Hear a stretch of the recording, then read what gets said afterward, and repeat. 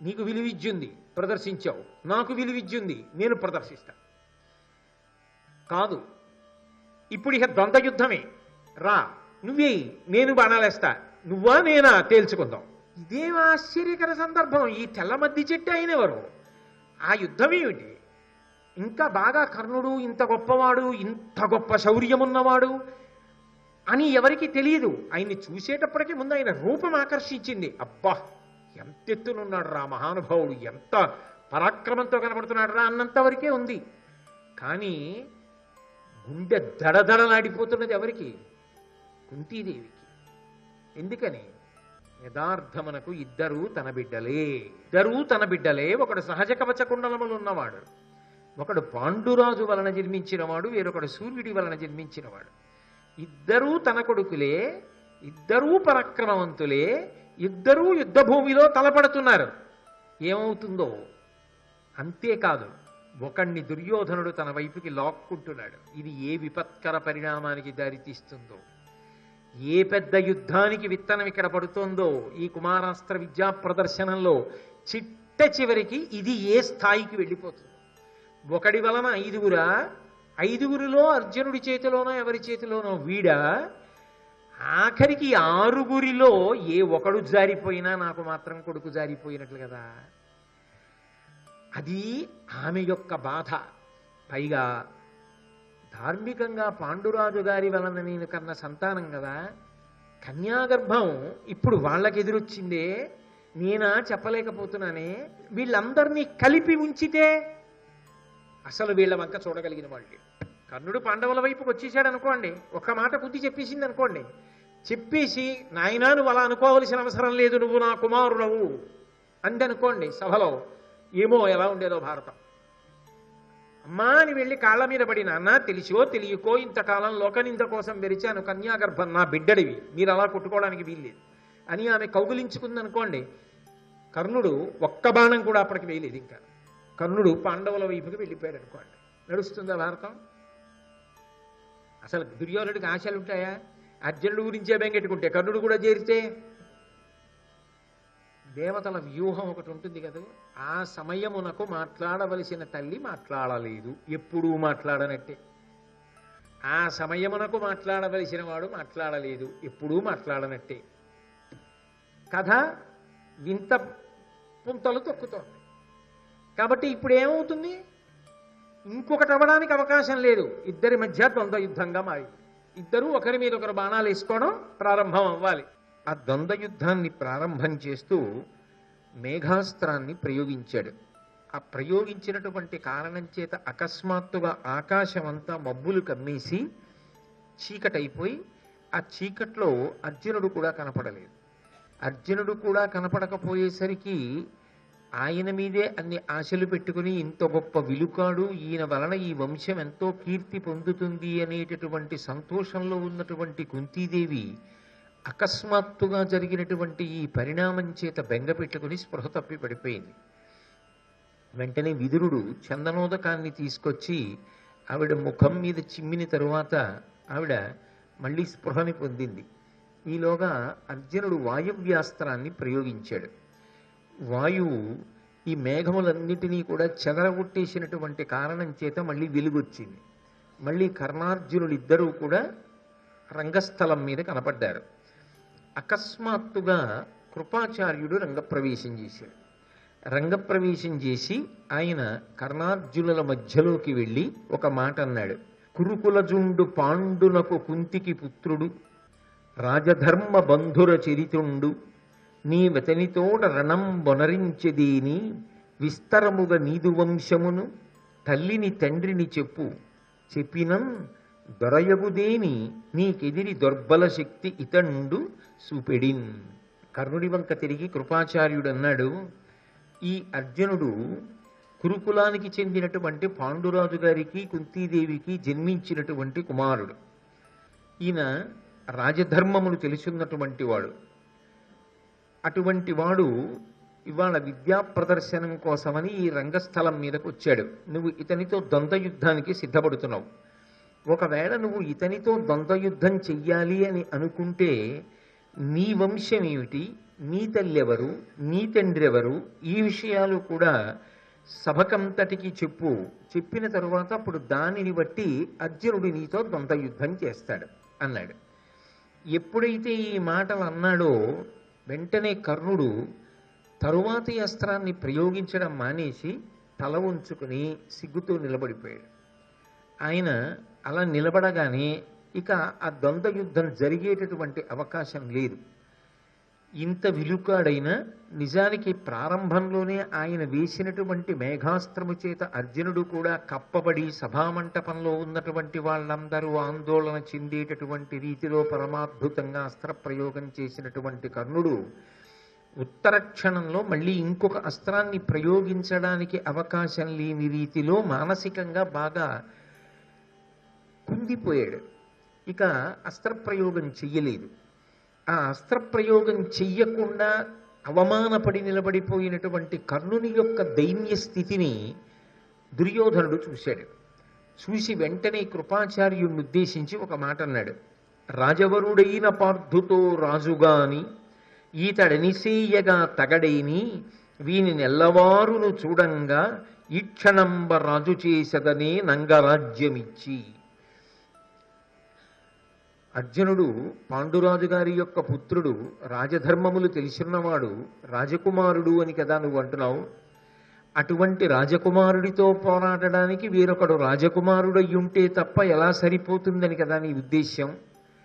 కాబట్టి కృపాచార్య, ఈ క్షణంలోనే నేను ఈ కర్ణుడికి అంగరాజ్యం ఇచ్చి పట్టాభిషేకం చేస్తాను అని వెంటనే భీష్ముణ్ణి ఆ తరువాత ధృతరాష్ట్రుణ్ణి సంప్రదించి అంగరాజ్యానికి పట్టాభిషిక్తుణ్ణి చేస్తూ ఉత్తర క్షణంలో అక్కడ ఉన్నటువంటి వైదిక బృందాన్నంతటినీ పిలిచి మంత్రోచ్చాటనం చేయించి ఆ అభిషేకం చేయించి అంగరాజ్యానికి రాజుని చేశాడు.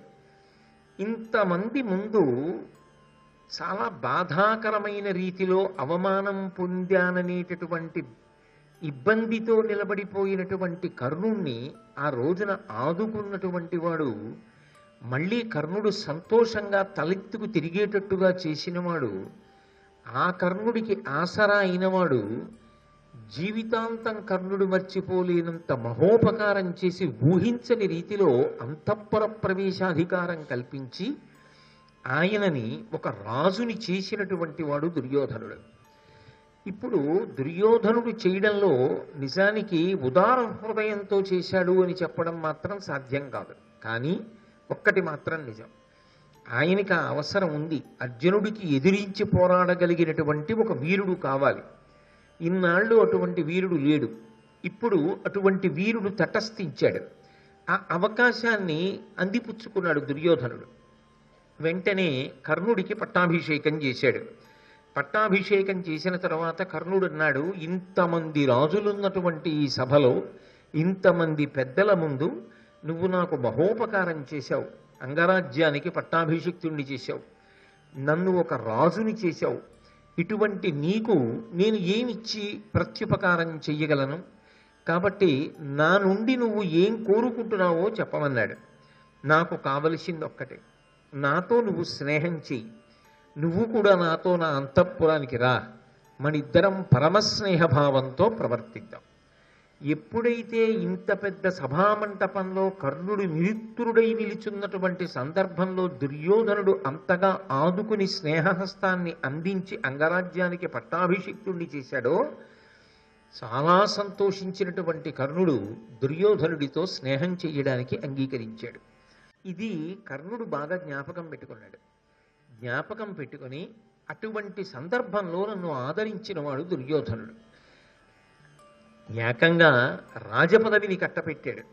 అటువంటి దుర్యోధనుడితో నేను అరమరిక లేనటువంటి స్నేహాన్ని పొందుతాను అని ఆనాటి నుంచి దుర్యోధనుడి బాధ తన బాధగా స్వీకరించాడు. దుర్యోధనుడి యొక్క సుఖం తన సుఖంగా స్వీకరించాడు. దుర్యోధనుడు మనసులో ఏది కోరుకుంటూ అంటాడో అది జరగాలి అని తన మనసులో సంకల్పం చేస్తుండేవాడు. ఎలా ప్రవర్తిస్తే దుర్యోధనుడు సంతోషిస్తాడో అలా ప్రవర్తిస్తూ ఉండేవాడు. యథార్థానికి ఈ కుమారాస్త్ర విద్యా ప్రదర్శనము అనేటటువంటిది ఏర్పాటు చేసినప్పుడు అందులో అస్త్ర విద్యా ప్రదర్శనము కొరకు మాత్రమే అది ఉద్దేశింపబడింది. అందుకే అర్జునుడు వచ్చి తనకున్నటువంటి అస్త్ర సంపదని తాను ప్రదర్శించాడు. కర్ణుడు వచ్చి నేను కూడా నాకున్నటువంటి అస్త్ర విద్యా లాఘవాన్ని ప్రదర్శిస్తాను అన్నప్పుడు ద్రోణాచార్యుడు అడ్డు పెట్టలేదు. ద్రోణాచార్యుడు తప్పకుండా నువ్వు కూడా ప్రదర్శించవచ్చు అన్నాడు. దాని చేతనే కర్ణుడు అస్త్ర ప్రదర్శనానికి సిద్ధపడ్డాడు. కానీ ద్వంద్వయుద్ధానికి ప్రేరేపించినటువంటి వాడు దుర్యోధనుడు. నిజానికి ద్వంద్వయుద్ధానికి ప్రేరేపించినప్పుడు ఇది ద్వంద్వయుద్ధానికి సంబంధించిన వేదిక కాదు కదా, ఇద్దరు కలిసి యుద్ధం చేయడానికి కాదు కదా పెట్టింది. గదాయుద్ధం అంటే ఒకడు తన యొక్క విద్యని చూపించలేడు కాబట్టి భీమ దుర్యోధనుల మధ్య ఏర్పాటు చేశాం. ఇద్దరూ ద్రోణుడి దగ్గర చదువుకున్నారు కాబట్టి ఇద్దరూ తగినటువంటి జోడీ కాబట్టి ఎవరు బాగా నేర్చుకున్నారు అన్నది తెలుస్తుంది. కాబట్టి అర్జునుడికి సంబంధించినంత వరకు నిజానికి ఎదురుగుండా వేరొక విలుకాడు ఎవరూ లేడు. ఆయనకున్న అస్త్ర విద్యా ప్రదర్శనం ఆయన చేశాడు. కాబట్టి ద్వంద్వ యుద్ధం చేయవలసిన అవసరం ఏముంది అని ఎవరు అడగలేదు. అక్కడ అడగలేదు కాబట్టి కర్ణుడు ప్రారంభం చేశాడు. కాబట్టి కర్ణుడు యందు దోషం లేదు. దుర్యోధనుడు నువ్వు ద్వంద్వయుద్ధం చెయ్యి అని చెప్పాడు, వద్దు అని ఎవరనలేదు. అర్జునుడు స్వీకరించను అన్నమాట అనలేదు. కాబట్టి ఆయన ద్వంద్వయుద్ధానికి సిద్ధపడ్డాడు. సిద్ధపడ్డ తర్వాత ఒక అస్త్రాన్ని ప్రయోగించేశాడు. ఆయన మేఘాస్త్రాన్ని ప్రయోగించడం పూర్తయిపోయింది. వెంటనే అర్జునుడు వాయవ్యాస్త్రాన్ని ప్రయోగించాడు. ఈ అస్త్రాన్ని ఆ అస్త్రబలంతో అణిచిపెట్టాడు. మళ్ళీ చీకట్లు పోయి మళ్ళీ వెలుతురు వచ్చింది. అప్పుడు అసలు కృపాచార్యుడు ప్రవేశించి మాట్లాడవలసిన అవసరం ఏంటి? మాట్లాడితే ఎప్పుడు మాట్లాడాలి? ఆ ద్వంద్వయుద్ధం ప్రారంభం కావడానికి ముందు మాట్లాడాలి. నువ్వు అర్జునుడితో ద్వంద్వయుద్ధం చెయ్యాలనుకుంటున్నావు కదా, అర్జునుడు ఫలానా, నువ్వెవరు అని అడగాలి.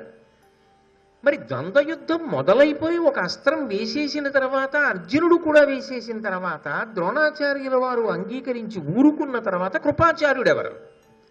ఆయన ఎందుకు చాపాలి అసలు? పోని అదే సిద్ధాంతం అండి, అలాగే ఉంటుంది యుద్ధం అంటే. ఆలస్యం అయిపోయినా కూడా కృపాచార్యుడు జోక్యం చేసుకోవడంలో తప్పు లేదు అని అంటారా? మరి కురుక్షేత్ర సంగ్రామం వేల్టికి కర్ణుడు కుంతీదేవి యొక్క కుమారుడిగా ప్రవేశించలేదుగా యుద్ధభూమిలోకి. నిజానికి కర్ణుణ్ణి చంపేసినప్పుడు కూడా అర్జునుడికి తెలియదుగా నా అన్నగారని. అర్జునుడి వరకు ఎందుకు? ధర్మరాజుకి తెలియదు, భీముడికి తెలియదు, నకులుడికి తెలియదు, సహదేవుడికి తెలియదు. తెలిసున్నది కృష్ణ పరమాత్మకు ఒక్కటే. తెలుసున్న కృష్ణ పరమాత్మ పాండవులకు చెప్పలేదు ఆయన మీ అన్నయ్య అన్న విషయాన్ని. కాబట్టి కుమారాస్త్ర విద్యా ప్రదర్శనం వేల్టికి కర్ణుడు సాంఘికంగా ఏ హోదా పొంది ఉన్నాడో కురుక్షేత్ర సంగ్రామం జరిగే వేల్టికి కూడా అదే హోదాలో ఉన్నాడు. మరి కురుక్షేత్ర సంగ్రామం జరిగినప్పుడు అర్జునుడు యుద్ధం చేయడానికి అనుమతి ఉంది, యుద్ధం చేయొచ్చు, తప్పులేదు. కుమారాస్త్ర విద్యా ప్రదర్శనం దగ్గర యుద్ధం చేయడానికి ఎందుకు అభ్యంతరం వచ్చింది? మరి అసలు ఎందుకు జోక్యం చేసుకున్నట్టు కృపాచార్యుడు? కృపాచార్యుడి కన్నా నిజానికి అధ్యాపకత్వంలో ద్రోణుడికి పెద్ద చెయ్యి. ద్రోణాచార్యుల వారు ఎప్పటికీ గురువు అని పిలువబడ్డాడు. కృపాచార్యుడు కూడా పాఠం చెప్పాడు. కానీ ఎవరు పాఠం చెప్పారు అంటే ద్రోణుడి పేరే చెప్తారు. ఎందుకంటే కృపాచార్యుడి కన్నా నిస్సందేహంగా సమర్థుడు ద్రోణుడు. ఆజన్మాంతం ధనుర్విద్యకి సంబంధించినంత వరకు ధర్మమెన్నడు తప్పనివాడు అన్న కీర్తి కృపాచార్యుడికి ఏం లేదుగా. ఆయన ఎన్నో దోషాలు చేశాడు అన్నది భారతంలోనే కనపడుతోంది కదా. మరి ఇన్ని దోషాలు కృపాచార్యుడే తర్వాతి కాలంలో చేసి ఉన్నప్పుడు ఆ కృపాచార్యుడికి కర్ణుడి యొక్క విషయాన్ని ప్రశ్న చేసి నువ్వు అర్జునుడితో ఎలా యుద్ధం చేస్తావని ద్వంద్వయుద్ధాన్ని ఆపే అధికారం ఎవరిస్తే చేశాడు? అసలు ఆయన ఎందుకు జోక్యం చేసుకున్నట్టు? కృపాచార్యుల వారు అక్కడ జోక్యం చేసుకున్న కారణం చేత భారతం ఒక పెద్ద మలుపు తిరిగిపోయింది. ఆయన జోక్యం చేసుకుని ఆపాడు ద్వంద్వయుద్ధం. ఆపడం కాదు, కర్ణుడు అవమానపడే రీతిలో ప్రశ్నించాడు. పోనీ ఆ ప్రశ్న నిజమైన ప్రశ్న కాదు, యథార్థమునకు ఆ ప్రశ్న భారతంలో చివరి వరకు నిలబడలేదు. నిలబడిన మాట యథార్థమైతే అర్జునుడు ఎప్పుడూ కర్ణుడితో యుద్ధం చేయకూడదు, దంత యుద్ధం. మరి కురుక్షేత్రంలో చేసి చెప్పాడుగా. అప్పుడు పనికిరాని నీతులు ఇప్పుడు పనికొచ్చాయా? ఇప్పుడు నిష్కారణంగా కర్ణుడిని నిలదీశాడా? నిలదీసి ఏం మెహర్భాని సాధించాడు? కర్ణార్జునుల మధ్య ద్వంద్వ యుద్ధాన్ని ఆపాను అన్నంత వరకు సంపాదించాడు. కర్ణుడు అవమానం పాలయ్యాడు అంతవరకు చేశాడు. కానీ అది ఏ విపత్కర పరిణామానికి దారితీసింది? వెంటనే దుర్యోధనుడు ఆ అవకాశాన్ని వాడుకున్నాడా? వాడుకుని అవకాశాన్ని అందిపుచ్చుకొని అంగరాజ్యానికి పట్టాభిషిక్తుడిని చేశాడా? చెయ్యగానే సహజంగా ఏ మనిషి అయినా అంత అవమానాన్ని సభాముఖంగా పొందిన తరువాత ఎవరు అక్కరకొచ్చాడో, ఎవడు తాను ఊరట పొందడానికి కారణమయ్యాడో వాడి ఎందుకు కృతజ్ఞతని పొందుతాడా? పొందడా? కృతజ్ఞతని పొందుతాడు. కాబట్టి సహజంగా కర్ణుడు దుర్యోధనుడిని ఏమడిగాడు? ఇంతటి మహోపకారం చేశావు, నేను నీకేం చెయ్యగలనని అడిగాడు. నువ్వు నాతో స్నేహం చెయ్యన్నాడు. అప్పటికి చాలా అందంగా జవాబు చెప్పాడు దుర్యోధనుడు. కర్ణుడు మాటిచ్చాడు. ఇప్పుడు కర్ణుడు దుర్యోధనుడి పక్షం వైపుకి తిరిగిపోయాడు. ఇలా ఆపి ఇలా సారం లేని ప్రసంగాన్ని కృపాచార్యుల వారు చేసి ఉండకపోతే మహాభారతం ఏ మలుపు తిరిగి ఉండేది? కర్ణార్జునుడిద్దరూ దంతయుద్ధాన్ని చేసి ఉంటే, ద్రోణుడు ఊరుకున్నట్టే ఊరుకుంటే, కృపాచార్యుడు కూడా అర్జునుడు గెలిచాడు అనుకోండి. అర్జునుడు గెలిచిన తర్వాత దుర్యోధనుడు రాజ్యం ఇవ్వవలసిన అవసరం ఎందుకు కలుగుతుంది? యుద్ధం జరిగిపోయిందిగా, దంత యుద్ధానికి ఎవరు అడ్డు పెట్టలేదుగా. అక్కడ కర్ణుడు అవమానింపబడవలసిన ప్రసక్తి లేదుగా. దుర్యోధనుడి పట్ల అంత కృతజ్ఞతాభావం పెంపొందించుకోవడానికి కావలసిన సందర్భం అసలు ఏర్పడదుగా. ఏర్పడనప్పుడు కర్ణుడు దుర్యోధనుడి వైపు వెడతాడన్న ప్రశ్న లేదుగా. లేనప్పుడు మహాభారతం నడవదుగా. కర్ణుడు ఉన్నాడన్న ధైర్యంతో కదా దుర్యోధనుడు చిట్ట చివరి వరకు కూడా యుద్ధానికి ముందంజ వేశాడు. కర్ణుడే పక్కన లేకపోతే, కర్ణుడే అంత స్నేహశీలి కాకపోతే, నేను నీకు పక్కన ఉంటానన్న మాట తప్పకుండా కర్ణుడు తన పక్కన ఉంటాడన్న విశ్వాసము దుర్యోధనుడి యందు పూర్తిగా నిలబడకపోతే అసలు దుర్యోధనుడు ఒక్కనాటికి యుద్ధానికి వెళ్ళేవాడు కాదు, రాజ్యం ఇచ్చేసేవాడు పాండవులకు. అంటే 18వ పర్వం వరకు వెళ్ళడానికి వీలుగా 1వ పర్వంలో జోక్యం చేసుకుని అనవసరపు మాటలు మాట్లాడిన వాడెవరు? కృపాచార్యుడే. పైగా అసలు ఇందుకు ఏ అవసరానికి మాట్లాడాడు కృపాచార్యుడు? ద్రోణాచార్యుడే మాట్లాడటం లేదు కదా, భీష్ముడు మాట్లాడలేదు కదా. అసలు ఆ సభలో ఒక విచిత్రం ఉంది. భీష్ముడు ఏం మాట్లాడితే అది మాట్లాడతాడు ద్రోణుడు. ద్రోణుడు అక్కడ ఉన్నాడని కృపాచార్యుడు ఉండిపోయాడు. కృపాచార్యుడి చెల్లెలి పేరు కృపి. ఆ కృపిని పెళ్లి చేసుకున్నవాడు ద్రోణాచార్యుడు. బావగారు ఇక్కడ ఉన్నారని కృపాచార్యుడు ఉండిపోయాడు. భీష్మాచార్యుల వారు ఉండిపోయారని ద్రోణాచార్యుల వారు ఉండిపోయారు. నిజానికి భీష్ముడు ద్రోణుడు సమవయస్కులు. అందుకే ఎప్పుడైనా భీష్ముడు ఏదైనా మాట్లాడితే ద్రోణుడు కాదనడం. ఎందుకంటే తాను ఎంతో దరిద్రం అనుభవించినటువంటి వాణ్ణి ఇంత గొప్ప స్థితిలో నిలబెట్టినవాడు భీష్ముడు. భీష్ముడి పట్ల ద్రోణుడి గౌరవం అది. భీష్ముడి పట్ల ద్రోణుడికి ఏ గౌరవం ఏర్పడిందో అటువంటి గౌరవమే కర్ణుడికి ఇప్పుడు దుర్యోధనుడి యందు ఏర్పడింది. ద్రోణుడు ఏమంటాడో అదే కృపాచార్యుడు అంటుంటాడు సాధారణంగా. ద్రోణుడు తండ్రి కాబట్టి ద్రోణుణ్ణి విడిచిపెట్టలేక అశ్వత్థామ ఉండిపోయాడు. భీష్ముడు, ద్రోణుడు, కృపుడు, అశ్వత్థామ ఈ నలుగురు కౌరవుల దగ్గర ఉండిపోవడానికి కారణం భీష్ముడు అక్కడ ఉండిపోవడం. అందుకుని ఈ నలుగురు ఒక చోట ఉండిపోయారు. అయినప్పుడు తాను మాట్లాడేటప్పుడు తనకన్నా పెద్దవాళ్ళు సభలో ఉన్నారుగా. ద్రోణుడు ఉన్నాడు, అసలు పాఠాలు నేర్పిన ఆయన తనేదో చిన్నప్పుడో పాఠం చెప్పాడు. ఇప్పుడు కుమారాస్త్ర విద్యా ప్రదర్శనం ఏర్పాటవడానికి ప్రధాన కారకుడు ద్రోణుడు. దానికి అనుమతిని ఇవ్వవలసిన వాడు ద్రోణుడు, ఇచ్చినవాడు ద్రోణుడు. అయినప్పుడు భీష్ముడు మాట్లాడాలా, ధృతరాష్ట్రుడు మాట్లాడాలా. మహారాజా హోదాలో మాట్లాడితే ధృతరాష్ట్రుడు మాట్లాడాలి, అథవా ఒక్క కారణానికి మాట్లాడితే కుంతి మాట్లాడాలి. ఎందుకని? సహజ కవచ కుండలములతో ఉన్నవాడు కాబట్టి ఈ కర్ణుడు నా పుత్రుడు. ఇప్పుడు చెప్తున్నాను సభాముఖంగా, ఇన్నాళ్ళు దాపరికం వహించా.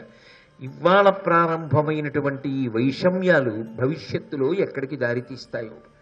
ఎక్కడికి దారి తీసినా పోగొట్టుకునేది నా బిడ్డల్ని కదా.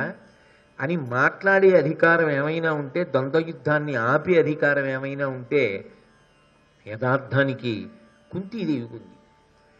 మరి అసలు కృపాచార్యుల వారు దేని కొరకు దూరినట్ట మధ్యలోకి? నీకెందుకంత బాధ అంటారేమో. అలా దూరబట్టి కదా కర్ణుడికి అవమానం జరిగింది. అవమానం జరగబట్టి కదా దుర్యోధనుడు అవకాశం వాడుకున్నాడు కాబట్టి కదా స్నేహం అంకురించింది. స్నేహం అంకురించబట్టి కదా దుర్యోధనుడు వెనక ఉండబట్టి కదా ధైర్యంగా కురుక్షేత్రానికి వెళ్ళాడు. వెళ్ళబట్టి కదా భారత యుద్ధం జరిగింది. లేకపోతే ఆదిపర్వం దగ్గరే భారతం అయిపోయింది. ఇది పెనుమలుపు.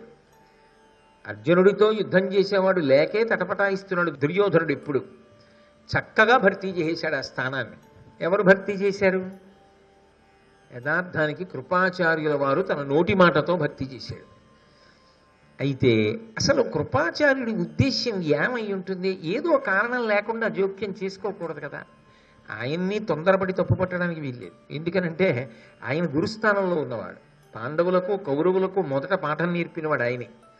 అయినప్పుడు ఏ కారణం లేకుండా అకస్మాత్తుగా మధ్యలోకి వచ్చి ఆపేసి ఏదో మాట్లాడతాడా? ఏదో ఉండాలి ఆయన ఉద్దేశ్యం. ఏ ఉద్దేశ్యానికి ఆపి ఉంటాడు అంటే, భారతాన్ని పరిశీలిస్తే సహజంగా మనకు ఒక విషయం స్ఫురిస్తుంది. బహుశः ఇందుకే ఆపి ఉంటాడు వాళ్ళిద్దరి యుద్ధాన్ని. ఏ కారణం అయి ఉంటుంది? పాఠం నేర్పబడినటువంటి అర్జునుడి కన్నా గొప్ప విలుకాడు ఇంకొకడు లేడు అన్నది ద్రోణుడికి మొదటి నమ్మకం. ద్రోణాచార్యుల వారికి ఆ నమ్మకం ఉంటే కృపాచార్యుల వారికి ఉంటుంది. పైగా మీరు భారతాన్ని పరిశీలిస్తే కృపాచార్యుల వారికి అర్జునుడి మీద పక్షపాతం ఉందని, అర్జునుడి మీద చాలా అభిమానం ఉందని స్పష్టంగా అర్థమవుతుంది. అన్నిటికన్నా విశేషం ఏమిటంటే కృపాచార్యుల వారు చిరంజీవి. ఆయన మరణించడు. అందుకే భారత యుద్ధం ప్రారంభం అవుతోందనగా ధర్మరాజు గారు వచ్చి కృపాచార్యుడికి నమస్కారం చేస్తే ఓ మాట అన్నాడు, నేను మరణమును పొందను అన్నాడు. నాకు మరణం లేదు అన్నాడు. మరణం లేనివాడు దుర్యోధనుడి పక్షాన యుద్ధం చేశాడు. ఆశ్చర్యం ఏమిటంటే అసలు నిజానికి ద్రోణుడు మరణించాడు, అశ్వత్థామ చిరంజీవి. కానీ కృష్ణుడి యొక్క శాపాన్ని పొంది కథలో ఎక్కడా కనపడకుండా ఉగ్రమైన రూపంతో వెళ్ళిపోయాడు. కౌరవపక్షాన యుద్ధం చేసి అశ్వత్థామతో కలిసి వెళ్ళి సౌప్తిక పర్వంలో అక్కడ జరిగిన అన్యాయంలో కనీసంలో పక్కన నించున్నాడన్న పాపమైన మూట కట్టుకున్నవాడు కృపాచార్యుడు. కానీ అదే కృపాచార్యుడు పాండవ కౌరవ యుద్ధం పూర్తయిపోయిన తర్వాత మళ్ళీ పాండవుల పక్షానికి వచ్చాడు. వచ్చి పరీక్షిత్తుకి గురువయ్యాడు. గురువై పాఠం నేర్పాడు. ఆయన కథ సుఖాంతం అయింది. చక్కగా ఆయనకి ఏమి ఇబ్బంది కలగలేదు. ఆయన జీవితంలో ఆయన ఏమి ఇబ్బంది పొందలేదు. కానీ ఆయన వేసిన విత్తనం ఉందే, ఆ విత్తనం ఏం చేసిందంటే కేవలంగా ఒక 10-11 మంది తప్ప ఇంకెవరు మిగల్లా. ఎంతమంది మిగిలారంటే ఓ 7 మిగిలారంతే పాండవుల వైపు. 5 కృష్ణుడు సాత్యకి. పాండవులు 5 కృష్ణుడు సాత్యకి. దుష్టజుమ్నుడు వాళ్ళందరూ కూడా విడిపోయారుగా. అటువైపు మిగిలిన వాళ్ళు ఎవరు? అశ్వత్థామ మిగిలాడు, కృతవర్మ మిగిలాడు, కృపాచార్యుడు మిగిలాడు. వాళ్ళు 3. కానీ వీళ్ళే అయినా చిరంజీవిత్వాన్ని పొంది ఆఖరికి పాండవులందరూ వెళ్ళిపోయి కృష్ణుడు కూడా అవతార పరిసమాప్తి చేసిన పాండవ వంశాంకురమైన పరీక్షిత్తుకు కూడా పాఠం చెప్పినవాడు కృపాచార్యుడు. చిరంజీవి భవిష్యత్ సప్తర్షులలో ఒకడుగా పేరు పొందాడు ఇతర పురాణములను బట్టి. మరి ఇంత గొప్ప చరిత్ర కలిగినటువంటి కృపాచార్యుడు ఏ కారణానికి జోక్యం చేసుకుని ఉంటాడు? ఎందుకు అసలు ఆపి ఉంటాడు ఆ ద్వంద్వ యుద్ధాన్ని? ఆపి ఈ బేల మాట ఎందుకు మాట్లాడాడు? ఇగో అర్జునుడు ఫలానా, నువ్వెవరు అని ఎందుకు అడిగాడు అసలు? అంటే మీరు ఆలోచించండి, ఒక్క విషయం మాత్రం అవగతమవుతుంది. ఏమిటి అంటే ద్రోణుడు కృపుడికి బావగారు. ద్రోణాచార్యుల వారి మీద ఎనలేని నమ్మకం పెట్టుకున్నవాడు భీష్మాచార్యుల వారు. అప్పటి వరకు కృపుడు పాఠం చెప్పాడు కృపాండవులకు. ద్రోణాచార్యుల వారు బంతిని నూతిలో పడిపోయిన దాన్ని బాణములు వేసి పైకి తీసినప్పుడు ఎవరిది అని అడిగి పిలిపించి వీళ్ళకి గురుస్థానంలో కూర్చోపెట్టి ఆయనకి జీవితంలో దరిద్ర అనుభవించవలసిన అవసరం లేకుండా ద్రోణాచార్యుడిని కాపాడి రక్షించి ఉన్నతికి తీసుకొచ్చిన వాడు భీష్మాచార్యుల వారు. ఇప్పుడు అటువంటి భీష్ముడు చూస్తున్నాడు కుమారాస్త్ర విద్యా ప్రదర్శనాన్ని. బహుశः ద్రోణుడు కానీ కృపాచార్యుడు కానీ ఏమని చెప్పుకుంటుంటారు భీష్ముడితోటి?